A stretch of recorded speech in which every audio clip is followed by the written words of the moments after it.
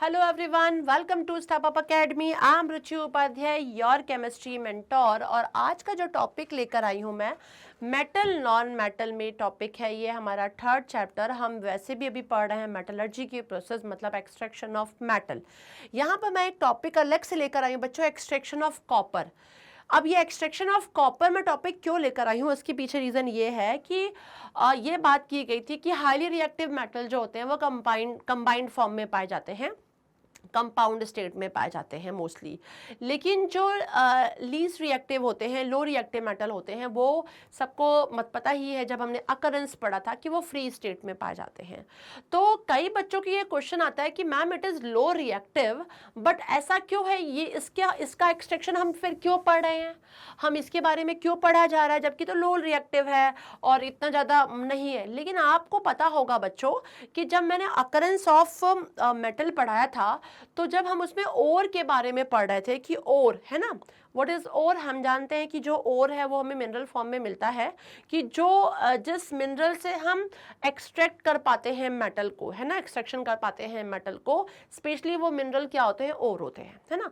तो जब देखा गया था उसमें कुछ और कॉपर के भी थे। क्या थे? कॉपर के भी थे।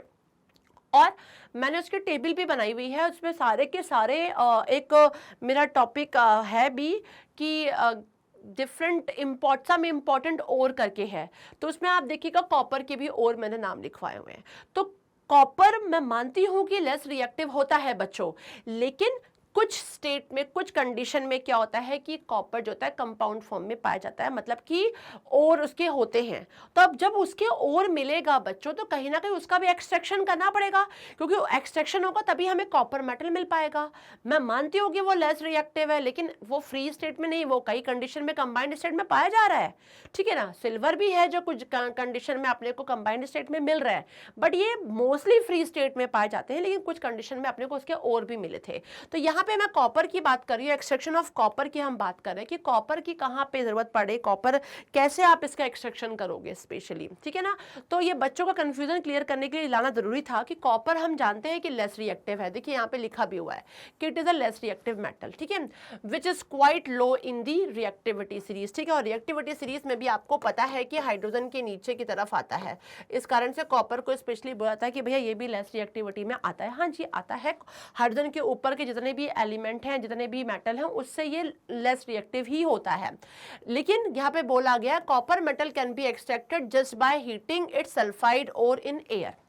अब यहाँ पे एक बात बोली कि आप देखोगे तो कॉपर की जो सल्फाइड, सिंपल बात है, किसके सल्फाइड और तो होते हैं, आपने Cu2S के नाम सुना होगा, ठीक है ना। तो अभी इसके बारे में भी हम पढ़ने वाले, कॉपर ग्लैंस बोलते हैं, ठीक है ना। तो यहाँ पे लिखा है कि copper metal can be extracted just by heating it's sulphide और, मतलब मोस्टली जो सल्फाइड और होते हैं, कॉपर के सल्फाइड और पाए जाते हैं, ठीक है। और उनको जब हम हीट करते हैं, हीट करने के बाद हमें क्या मिलता है, कॉपर मिलता है। तो यहाँ पे ये बात लिखी गई है, दिस हैपेंस फॉलो कैसे, तो हमें पता है कि one of the ones from which copper metal is produce in copper glance Cu2S, देखिए सल्फाइड हो रही है, ठीक है। तो सल्फाइड और जो है विच इज एक्चुअली हम इसको बोलते हैं क्या है, कॉपर 1 सल्फाइड बोलते हैं, ठीक है। तो नाम हो गया। The extraction of copper from copper glance और इन्वॉल्व द फॉलोइंग 2 स्टेप्स। और वो 2 स्टेप्स क्या है बच्चों, ये देखिए यहाँ पे स्टेप दिख रही है। अब पहले स्टेप में क्या होगा, रोस्टिंग की प्रोसेस, मतलब in the presence of oxygen, ठीक है, इन द प्रेजेंस ऑफ ऑक्सीजन। क्योंकि हमें पता है कॉपर ओर से हम कॉपर ओर का जब एनरिचमेंट कर चुके होते हैं तो उसको हम ऑक्साइड में कन्वर्ट करते हैं, है ना। और ऑक्साइड में कन्वर्ट करने के लिए सल्फाइड या कार्बोनेट की बात की जाए तो आपको पता होगा सल्फाइड और में रोस्टिंग की प्रोसेस की गई थी, मैंने ये समझाया भी था।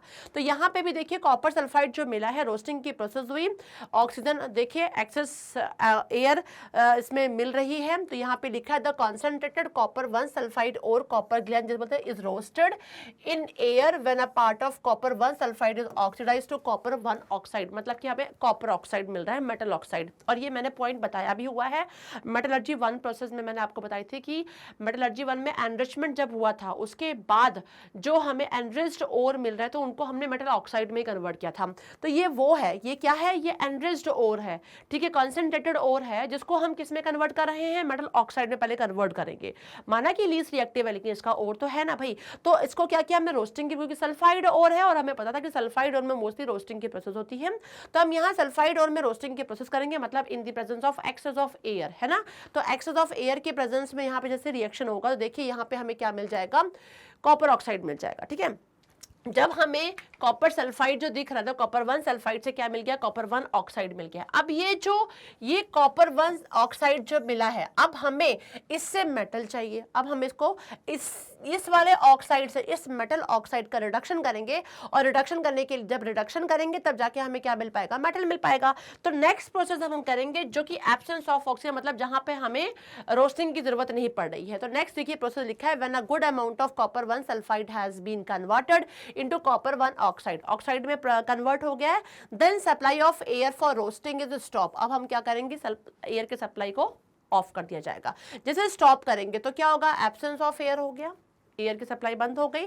तो ये कॉपर 1 ऑक्साइड जो है वो लिखा है above react with the remaining copper 1 sulphide to form copper metal and sulphur.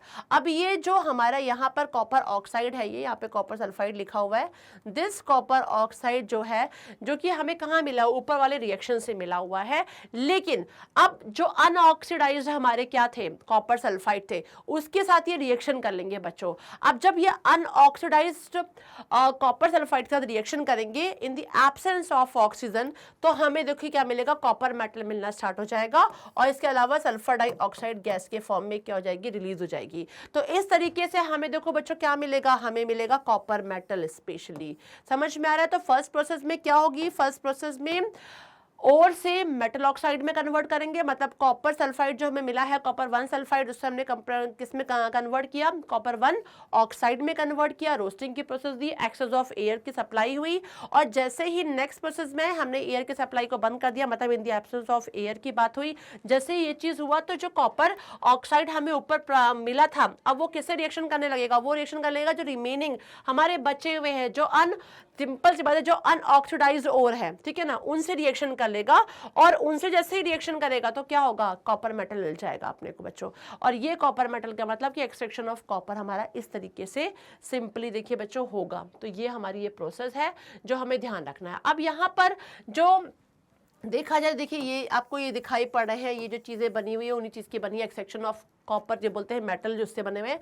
The oxides of moderately reactive metal like chromium, manganese, zinc, iron, tin and lead बताया जा रहा है, ठीक है, which occur in the middle of the reactivity series. ये reactivity series में ना अपर में होते हैं ना लोअर में होते हैं, मिडल एरिया में पाए जाते हैं।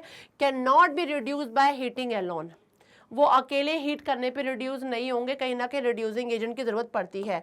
दे need a reducing agent such as carbon, such as आपको पता है एल्यूमिनियम, ठीक है ना। तो देखिए कार्बन और एल्यूमिनियम, आपको मैंने एल्यूमिनियम पाउडर का बताया हुआ थर्मेट प्रोसेस में, यदि आपको याद रहे। कार्बन जहां यूज करते हैं एज अ रिड्यूसिंग एजेंट, वहां स्मेल्टिंग प्रोसेस बोला जाता है उसको। For their reduction to metal this has already been discussed, कहाँ डिस्कस किया गया, ऑलरेडी मैं डिस्कस कर चुकी हूँ, आप एक बार जरूर देख लीजिएगा किसमें, लास्ट मेरे वीडियो में, जिसमें मैंने बहुत अच्छी तरीके से इस चीज को समझाया हुआ है।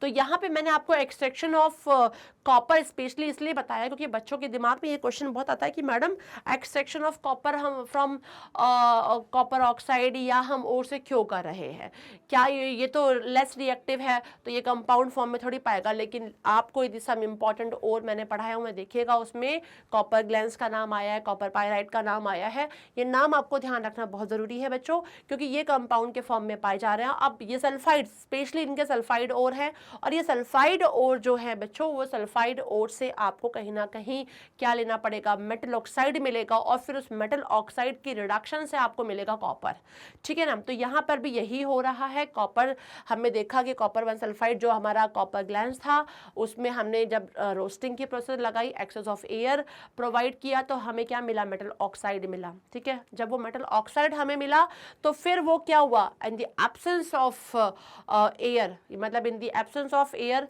ये प्रोसेस की गई, तो जो अनऑक्सीडाइज्ड फॉर्म थे और के, ठीक है ना, वो कॉपर 1 सल्फाइड से लिए गए, और उसी से रिएक्शन करने के बाद हमें क्या मिला, सल्फर डाइऑक्साइड गैस प्रोड्यूस हुई, और सिंपली हमें कॉपर मिला। इस तरीके से मेटल में किसका एक्सट्रैक्शन हुआ, कॉपर मेटल का एक्सट्रैक्शन हुआ। आई होप सो कि आपको बहुत अच्छी तरीके से समझ में आ चुका होगा। लाइक कीजिए, सब्सक्राइब कीजिए, बेल आइकन को क्लिक जरूर करिए। Thanks for watching this, bye bye.